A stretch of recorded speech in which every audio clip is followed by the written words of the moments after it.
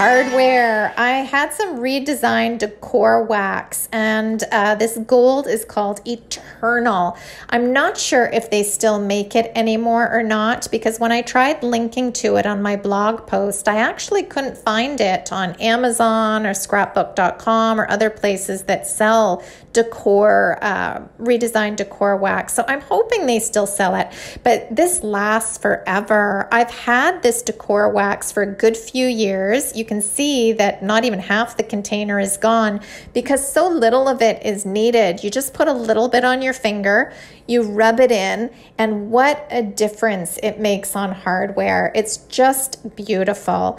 Now what I'll do is I'll link to a similar decor wax. Dixie Belle's Gilding Wax works just as nicely. The color is ever so slightly different, but it has a beautiful gold tone as well. So I'll link to that for anybody interested in using decor wax on their hardware. But again, it's really easy to do, and look at the big difference.